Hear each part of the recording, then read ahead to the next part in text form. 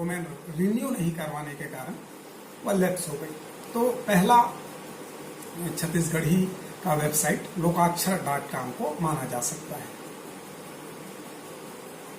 Internet में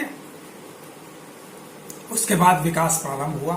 जयप्रकाश मानस जी लगातार छत्तीसगढ़ी ऐसा करके कुछ ब्लॉग उन्होंने बनाया। कुछ जो उपन्यास थे सोनी जी की, उसको उन्होंने ऑनलाइन किया। फिर सुधीर शर्मा जी ने महानदी नाम की एक ब्लॉग बनाई और सुधीर शर्मा जी भी लिखने लगे। इस बीच में जयप्रकाश मानस जी ने छत्तीसगढ़ी की बहुत सारी किताबों को ब्लॉग बनाकर ऑनलाइन किया। इसी बीच में संजीव त्रिपाठी जी ब्लॉगिंग में आ गए और वो हिंदी ब्लॉगिंग करने लगे। इस बीच में वो कुछ छत्तीसगढ़ी का भी पोस्ट अपने ब्लॉग में डालने लगे। इंटरनेट में छत्तीसगढ़ी के विकास में बहुत बड़ा योगदान रहा शुभ्रांशु चौधरी जी के सीजी याहू ग्रुप का। शुभ्रांशु जी ने याहू में एक ग्रुप बनाया। उस ग्रुप में छत्तीसगढ़ी भाषा का प्रयोग, छत्तीसगढ़ी साहित्य, गीत, कविता का आदान प्रदान इंटरनेट में चालू हुआ। इसी समय आर्कुट आ गया था और आर्कुट में अमेरिका से गजपाल जी लगातार छत्तीसगढ़ी में लिखने लगे थे और लोगों को छत्तीसगढ़ी में लिखने के लिए प्रेरित कर रहे थे। यही वो समय था जब मैं भी छत्तीसगढ़ी में लिखना आरंभ किया, या मैंने हिंदी में आरंभ नाम का ब्लॉग आरंभ किया और मुझे लगा कि मुझे छत्तीसगढ़ी भाषा की ओर लौटना चाहिए और मैंने छत्तीसगढ़ी में सोशल मीडिया में लिखना आरंभ किया। तो उस टाइम में जनसंपर्क के अधिकारी हीरा देवांगन जी साहब भी थे, जो लगातार आर्कुट में छत्तीसगढ़ी साहित्य प्रस्तुत करते थे। और भी हमारे मित्र थे जिनका नाम अभी मुझे याद नहीं आ रहा है, मगर हम लोगों ने बड़े उत्साह के साथ आर्कुट में छत्तीसगढ़ी साहित्य को प्रस्तुत करना आरंभ किया। इसी समय मुझे कुछ दोस्तों ने सलाह दिया कि सोशल मीडिया जो है वो एक सीमित प्लेटफॉर्म है, इसके लिए कोई एक ब्लॉग बनाया जाए या वेबसाइट बनाया जाए। तो मैंने 2008 में अपने मित्रों के साथ मिलकर एक वेबसाइट बनाया gurturgot.com, जो आज तक चल रहा है निरंतर। तो खालिस छत्तीसगढ़ी वेबसाइट के रूप में gurturgot.com का शुरुआत कुछ इस तरीके से हुआ। फिर ललित शर्मा जी ने अढ़ा के गोट नाम से ब्लॉग बनाया। इस समय सीजी गीत संगी नाम का एक वर्डप्रेस में ब्लॉग चंद्राकर भाई ने जगदलपुर से आरंभ किया। यह बहुत धूम ब्लॉग था जिसकी लोकप्रियता काफ़ी बढ़ी। बहुत सारे लोगों ने इसे पसंद किया। इसमें गीतों का संग्रह था। पहली बार डिजिटल रूप में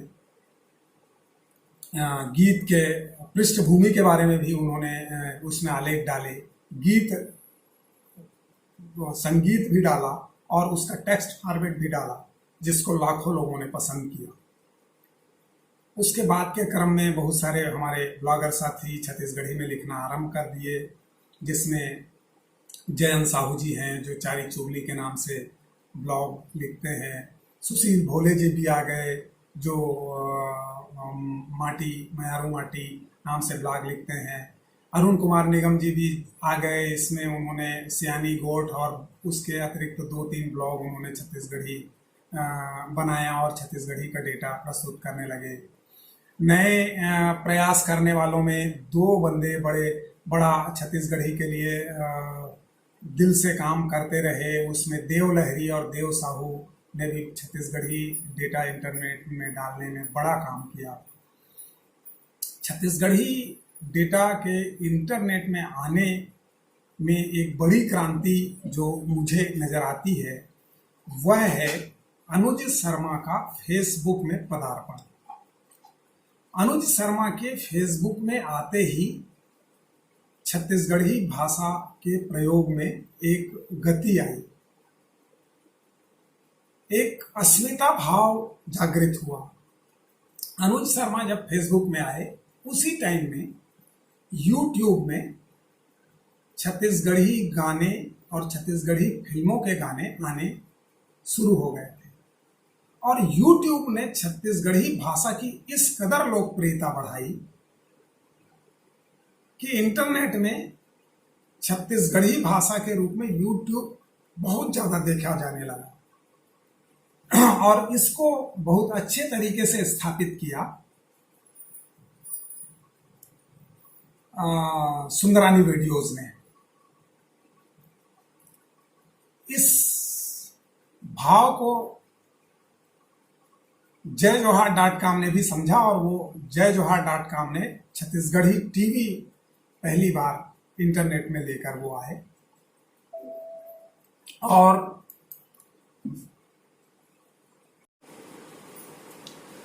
jaijohar.com YouTube के माध्यम से वेबसाइट में प्रस्तुत होने वाला पहला वीडियो समाचार पत्र था। यह समझिए कि उसमें समाचार भी आते थे और गीत कविता को भी वो गानों को भी वहाँ प्रस्तुत किया जाता था। jaijohar.com के बाद लगातार इंटरनेट में क्रांति आई, बहुत सारे वेबसाइट आए। YouTube चैनल वालों ने अपने ब्लॉग में उस YouTube को प्रस्तुत किया। YouTube का तो बूम आ गया, छत्तीसगढ़ी YouTube गाने और दूसरे चीज इंटरनेट में छत्तीसगढ़ी के प्रस्तुत होने लगे। इस समय में इंटरनेट में छत्तीसगढ़ी के बढ़ते क्रम को देखकर, लोकप्रियता को देखकर लोगों ने छत्तीसगढ़ी शब्दकोश को भी लाने का प्रयास किया, जिसमें गुंडरदेही के संतोष चंद्राकर जी ने अपना ब्लॉग बनाया और उसमें चंद्र कुमार चंद्राकर जी के शब्दकोश के बहुत सारे हिस्से जैसे हाना, भांजरा, मुहावरे, इसको उन्होंने अपने ब्लॉग में प्रस्तुत किया। लोकप्रियता छत्तीसगढ़ी की इंटरनेट में बढ़ने लगी, बहुत सारे लोग आते गए। फिर एंड्रॉयड का जमाना भी आया, तो एंड्रॉयड में किसी ने एंड्रॉयड में शब्दकोश ऐप भी बनाया और लोगों ने वेबसाइट के भी ऐप बनाए। अलग अलग तरह से छत्तीसगढ़ी का इंटरनेट में प्रयोग नए तरीके से आरंभ हुआ।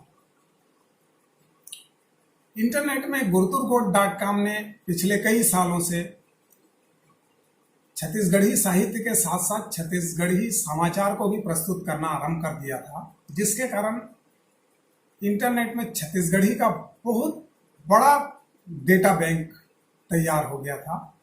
इसके सहारे कुछ शोधार्थियों ने छत्तीसगढ़ी शब्दों के संबंध में विभिन्न रिसर्च पेपर भी प्रस्तुत किए, उन शब्दों का इस्तेमाल करके। करीबन 1.5-2 लाख शब्द इंटरनेट में उपस्थित हो गए थे, जिसके बारे में कुछ लोगों ने अपने रिसर्च पेपर भी प्रस्तुत किए और कुल मिलाकर हम लोगों ने वो डेटा इंटरनेट में देकर छत्तीसगढ़ी भाषा के लिए कुछ आत्मिक संतुष्टि हमने प्राप्त की कि हमने छत्तीसगढ़ी के लिए कुछ किया। हालांकि यह उंगली कटा के शहीद बनने का क्रम है, क्योंकि छत्तीसगढ़ी के लिए जितना भी किया जाए वो बहुत कम है। छत्तीसगढ़ी के विकास में एक और बड़ा समय आया जब गूगल ने देश की 5 लोक भाषाओं के साथ ही छत्तीसगढ़ी भाषा का कीबोर्ड भी लॉन्च किया।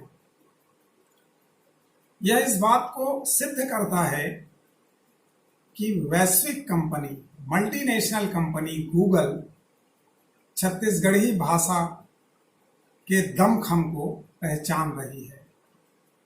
छत्तीसगढ़ी भाषा के यूजर मोबाइल में उसे नजर आ रहे हैं, इंटरनेट में उसे नजर आ रहे हैं इसीलिए उसे छत्तीसगढ़ी भाषा का भी कीबोर्ड लॉन्च करने के लिए विवश होना पड़ा। अभी छत्तीसगढ़ी का डेटा इंटरनेट में और बढ़ेगा, तकनीकी रूप में छत्तीसगढ़ी का प्रयोग और बढ़ेगा। छत्तीसगढ़ी का प्रयोग संचार के विभिन्न माध्यमों में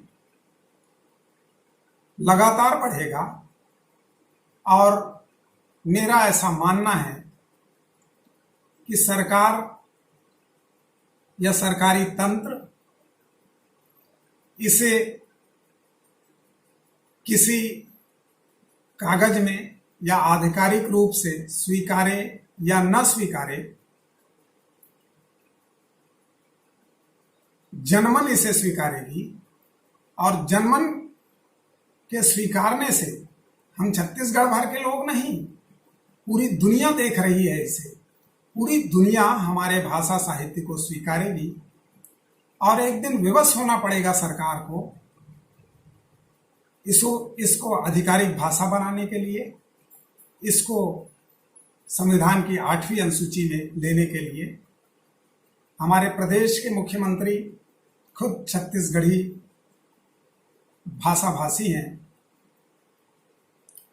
हो सकता है वे अगले कुछ समय में प्रदेश की आधिकारिक भाषा भी छत्तीसगढ़ी को बना दें।